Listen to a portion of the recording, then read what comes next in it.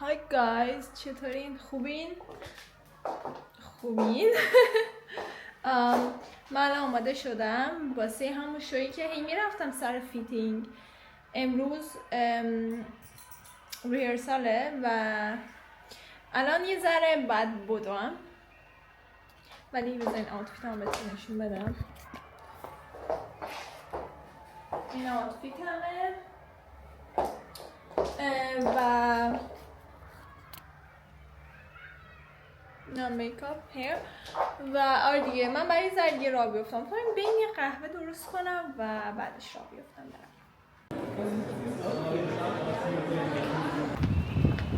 گایز من تموم شدم الان پروبم و آره دیگه فعلا یه ذره پیاده روی میکنم، بعدش مترو سوار میشم برم به سمت خونه یه چیزی هم بخورم چون خیلی گشنمه.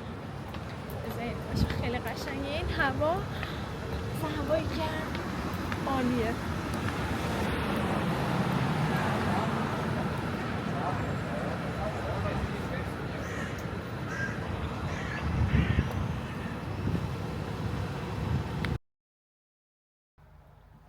Hello guys, امروز روز شد و من باید راه بیفتم. گفتم به موهاتون هیچ پروداکتی نزنین و همینطوری بیاین و همینجوری که میبینین موهای من امروز خیلی خیلی پوفیه، اصلا ویوی پوفی این موهای منه. وقتی شونه میکنم و هیچ پروداکتی نمیزنم همش موها. نگاه کن اینجا رو.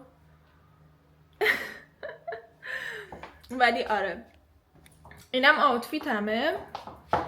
این کفشام بوتا رو پوشیدم، اینو بستم. امروزم هوا خیلی گرم میشه، هوا فکر کنم تا 30 درجه میره و اینکه من الان راه بیفتم برم دیگه. اونجا میبینمتون.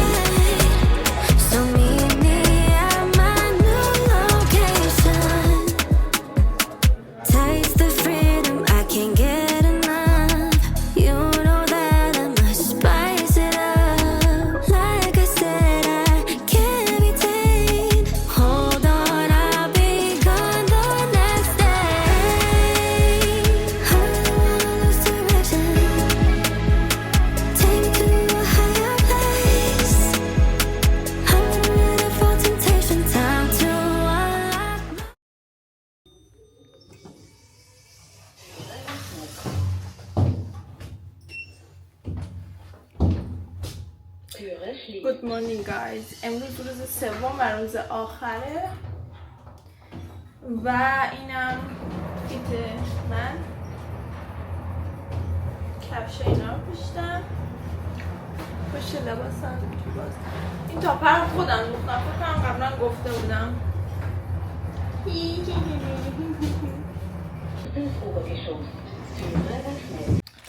Hello guys.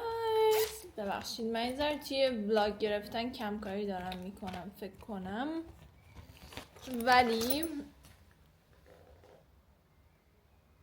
اصلا نمیدونم یعنی خوب بشه خوب نشه، نمیدونم دیگه. قطعا اینجوریه. برم تو آسانسور درستش میکنم. anyway بچه ها، من دارم میرم بیرون و اگه بتونم براتون ولاگ میگیرم. این آوتفیتمه و آره دیگه هر جا بریم یا دنباله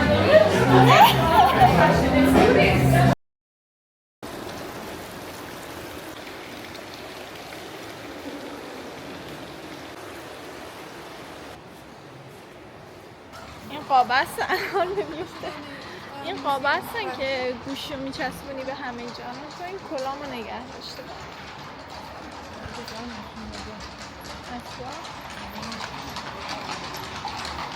باید چقدر اینجا قشنگه فریمش.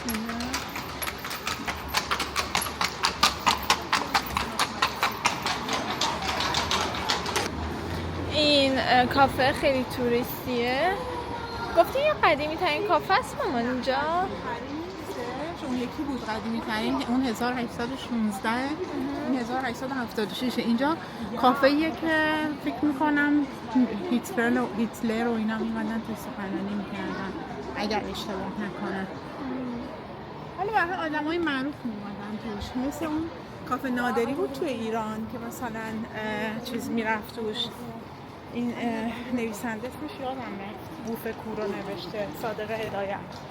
مثلا این همینجوری کافه معروفی چون آدم های معروف میمدن توش.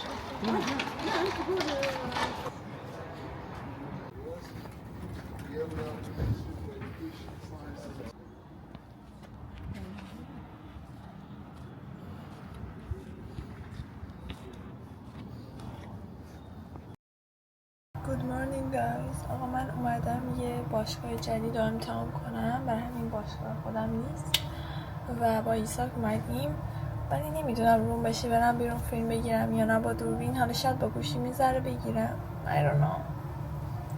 خلاص این که همین گفتم در جریان باشید. کیفم خیلی پر کردم چون اینجا سونا داره، بعد ما میخوایم بریم سونا ببینیم چی پیش میاد. الان از چیز تموم شدیم باشگاه، مجبور بودیم خیلی سریع ورزش کنیم به خاطر اینکه ایساک یه وقت خیلی لست مینت با چیز گرفت، با آرایشگاه.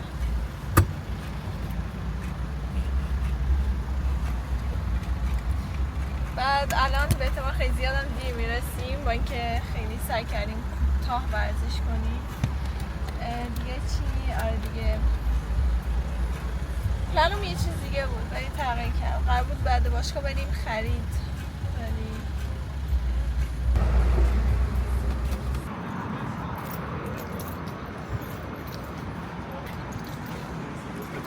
ولی سلام خوشگله. سلام خوشیه. سلام خوشگله. سلام خوشگله. کجا داریم میریم؟ آرایشگاه.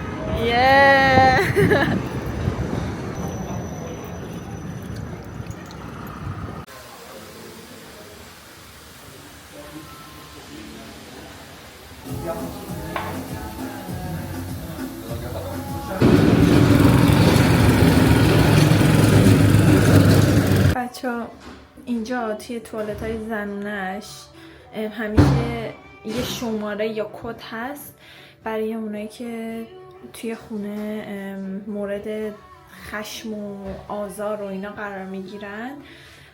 هم شماره همیشه هست توی قسمت زنونش، هم کد، هر چیز.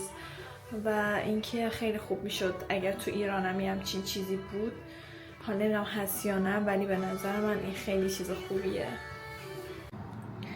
اومدیم الان H&M، بعد من اینو جزوی از آپشنام قرار میدم. نظرتون چیه؟ لباس ورزشی درس من لباس ورزشی نباید بگم، بعد لباسه مخصوص کشتی اینا بگیرم، قایق کشتی. ولی چه نازه این.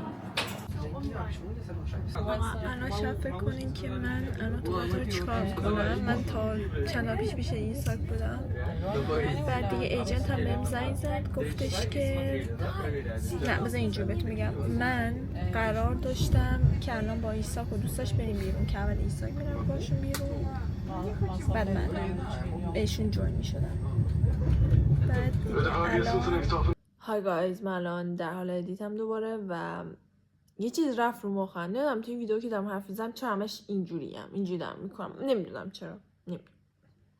نمیدونم خودم اینجورم که میشه بس کنی؟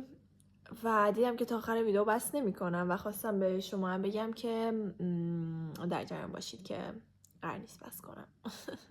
دارم قرار بهشون جون بشم. یه دفعه ایجنت هم از آلمان به من زنگ زد، گفتش که یاسی یه جاب خیلی لست مینته فردا توی مونیخ میری، یعنی هنوز 100% نیست. گفتم اوکی، خیلی اینجور چیزا میاد. بعد اینجور بودم که نمیدونم بشینش حالا بذار یه ذره چمدام جمع کنم شاید شد.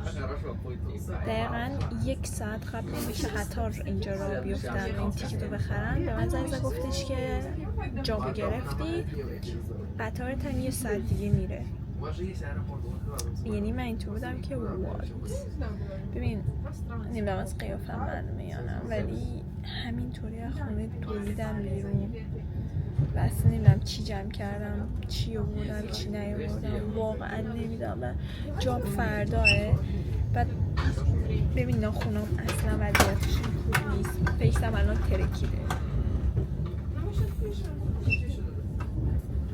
من داشتم غذا درست میکردم تو خونه، یعنی اصلا همه چیزو انداختم جمع کردم اومدم اینجا.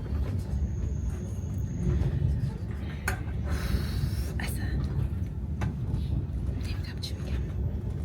خیلی خوشحالم جابو گرفتم ولی خیلی الان تو شوکم، چون من الان قرار بود با ایساک و اینا بریم بیرون. اصلا این کل پلانو بود. ایساک به خاطر من دیروز اومد وین، بعد آره امشب میموند فردا میرفت. الان من نیستم دیگه بیان.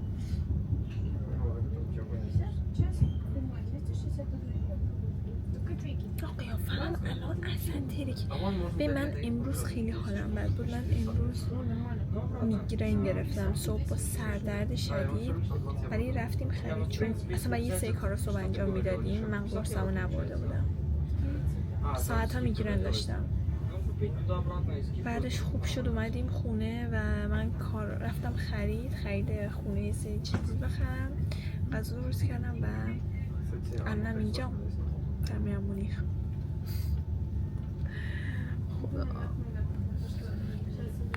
اوکی دوستان، الان ساعت نزدیک 1 و من رسیدم به آلمان، به مونشن و گفتم براتون یه روم تور بذارم. خیلی کوچولوه، اینه هتلش و اینکه اینجا رو نگاه کنید.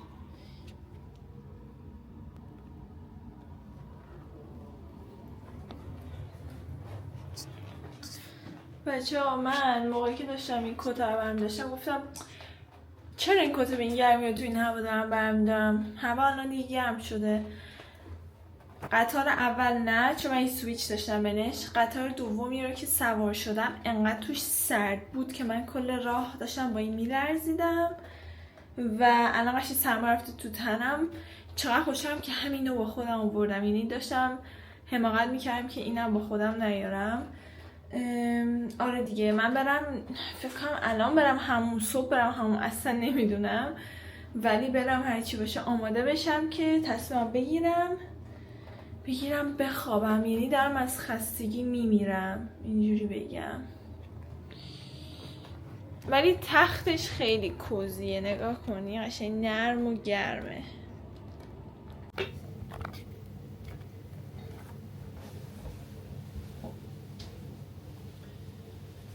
Good morning guys. الان ساعت 6 خورده، من 6 و نیم بیدار شدم و آره من دیشب ساعت 2 خواب آره نزدیکای ساعت 2 خوابیدم.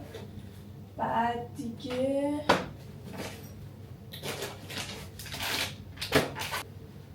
چند تا شلوار رو بردم، ولی خب این شلواره که یه ذره کوتاهه. بعد دیروز که تو قطار بودم سردم شد، ترجیح میدم امروز سردم نشه.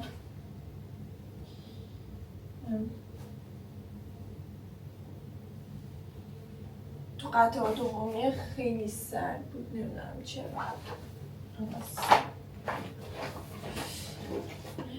این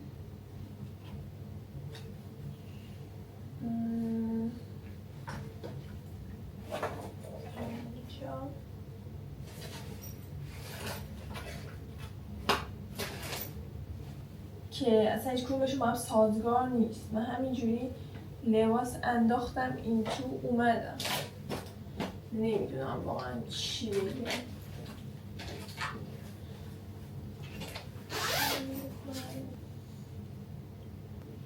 این شلوار دومی است. من با همین شلواره موندم به خاطر اینکه جیب داره و الان جیب لازم دارم. من برم پایین ببینم صبحونه چی هست. البته گشنم نیست، فکر کنم فقط همون قهوه چیزی بخورم. یه سر بزنم ببینم پایین چی هست.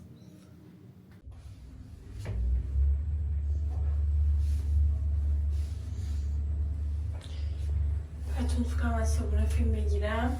فکر کنم با دوربین یه ذره ویرد باشه بیام ویدیو بگیرم، نمیدونم.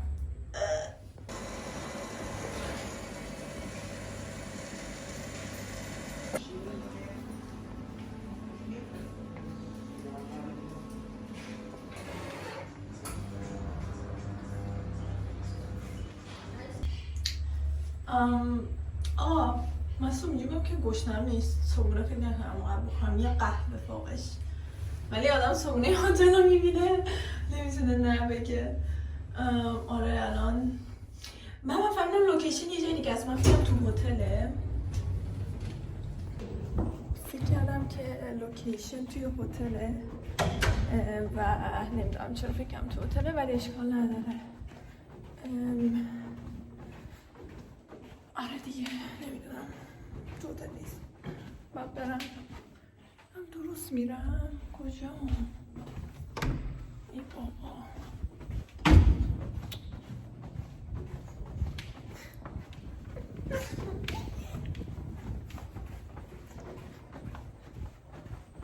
خول شدم. خاک بسترم کجاست اینجا؟ پیدا شد، پیدا کردم. Let's go.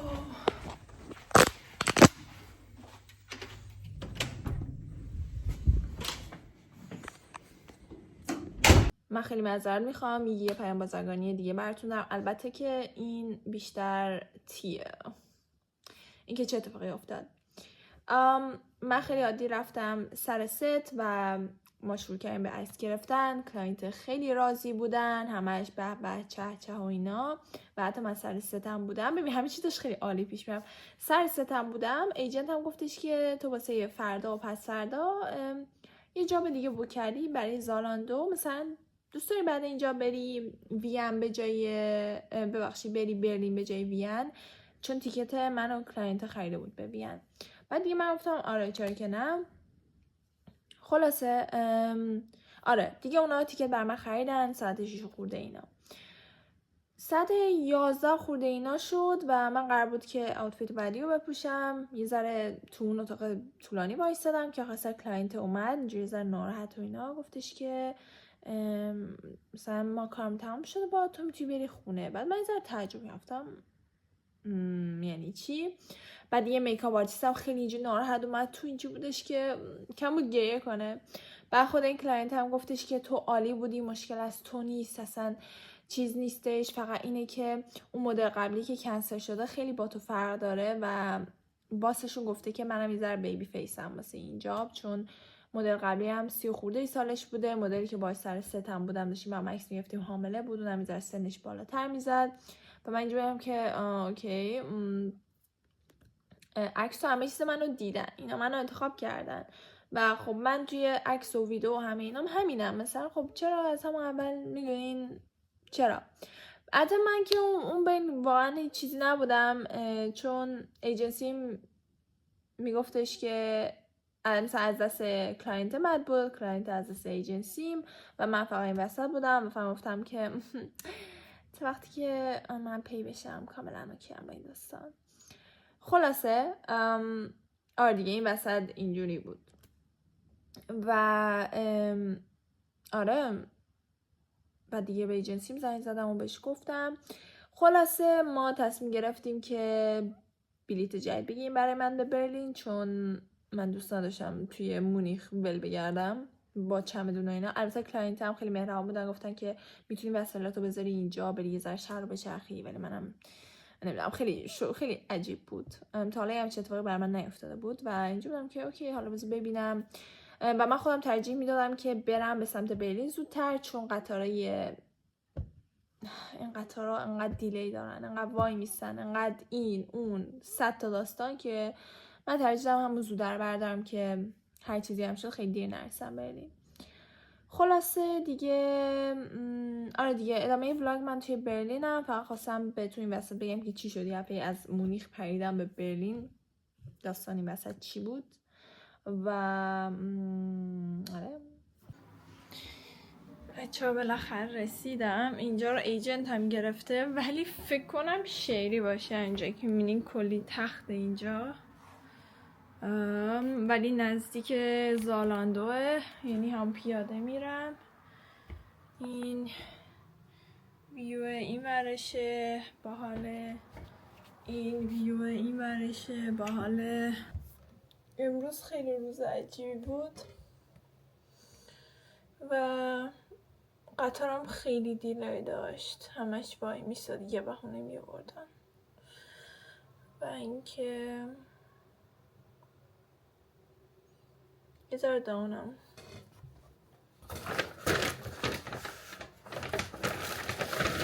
اینو گرفتم برای شام از اینا، توش لاکس و چیزه،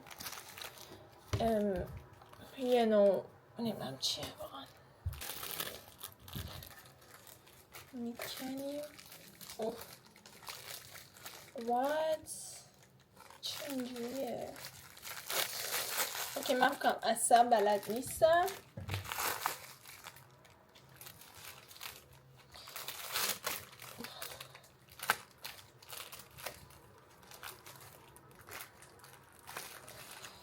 اینجا میکشم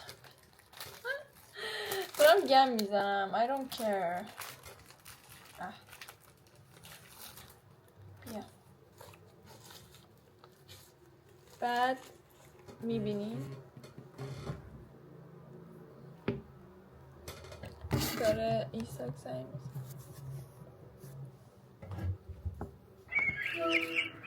Das wat die mensen vergessen haben alleine. Die angekommen.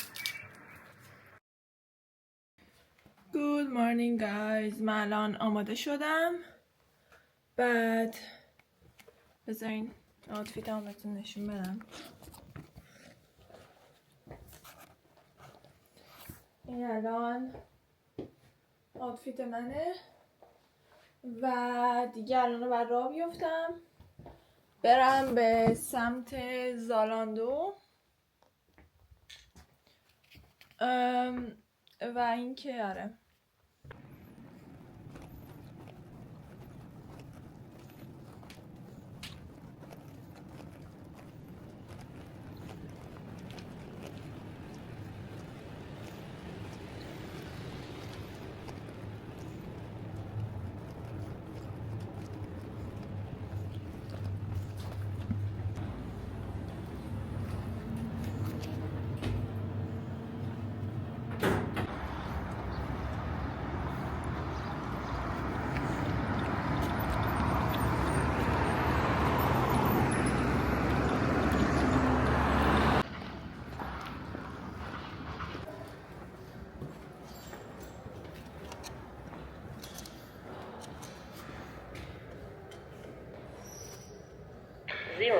Car F2.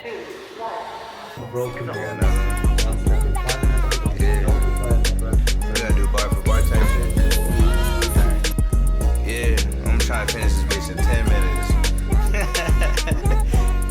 Punch. Yeah. Hey, look. I be really in the trenches with the hood niggas. 10 toes wherever I go, yeah, I'm good, nigga. Cartier.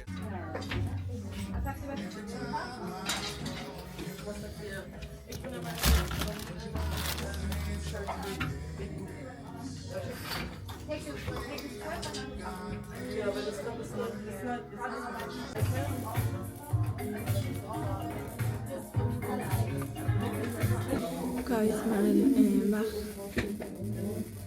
شرط توضیح دارم این که من از برلین برگردم خیلی تایم کمی دارم که وسایلم رو جمع کنم و برم کرواسی. الان تنها وقتی که میتونم خرید کنم و یه شلوار بگی جینم. من خیلی وقت دنبال شلوار بگی جینم الان اینو پیدا کردم، همین رو میخرم. بعد دیگه میرم ببینم دیگه چی هست. امیدوارم چیزی یادم نرفته باشه چون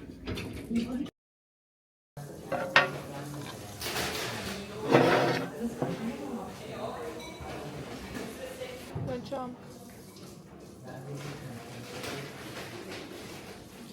امروز با یه سری مایو دارم عکس میگیرم و لباس خواب پیژامه و اینکه زخم چی اینجا و اینکه استایلیست و عکاسم هر دوشون امروز مردن. حتی خیلی اوکی انا ولی خب نظر فانیه. بعد دیگه چی؟ آره دیگه الان که lunch break. So like pushy and she was like there is no discussion, they have to pay because